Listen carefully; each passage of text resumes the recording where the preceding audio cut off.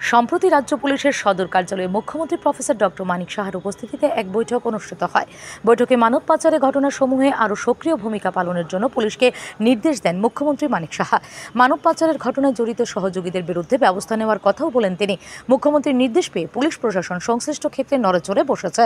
এরই ফলস্বরূপ বৃহস্পতিবার সকালে আগরতলা রেল স্টেশনের জিআরপি থানার পুলিশ সোনামুড়া থেকে মানব পাচারের সাথে যুক্ত থাকার অভিযোগে এক যুবককে গ্রেফতার করে। ধৃত যুবকের নাম নাজমুল হোসেন, বয়স 19 বছর।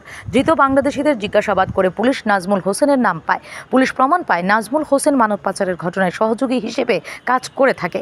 তার বাড়ি সোনামুড়া থানার মতিনগর গ্রামের গিলামুড়া এলাকায়। সংশ্লিষ্ট এলাকাটি কাঁটাতারের বেড়া লাগোয়া।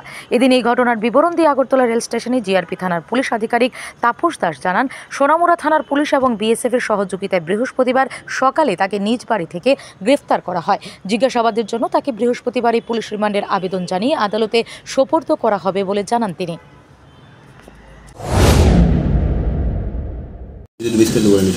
হ্যাঁ, আজকে ভোরবেলা আর্লি মর্নিং আমরা একজন ভারতীয় নাগরিককে গ্রেফতার করা হয়। এটা হলো আপনার মতিনগর গিলামুড়া একটা জায়গা আছে, যারা একদম বর্ডার ফেন্সের সঙ্গেই।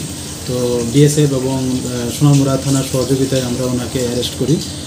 উনি একটা আমাদের কেসের মামলার সঙ্গে যুক্ত হয়েছে, লিঙ্ক হয়েছে, পাওয়া গেছে, ওনার নাম এসেছে।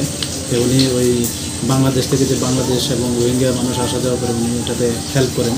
তো এই সুবাদে আমরা ওনাকে গ্রেফতার করেছি। তো আজকে ওনাকে আমাদের মহামান্য আদালতে প্রেরণ করছি এবং পুলিশ নিয়ে চাচ্ছে। কি এরকম রয়েছে যারা মানে বাংলাদেশ থেকে মানুষ ভারতে আসার জন্য সাহায্য করছে এরকম?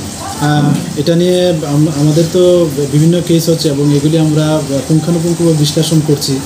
তো যারাই ওর সঙ্গে যুক্ত আছে বা নাম আসছে আমরা এগুলি ভেরিফাই করছি এবং নিশ্চয়ই তাদের আইনের আওতায় এনে আমরা তাদেরকে উপযুক্ত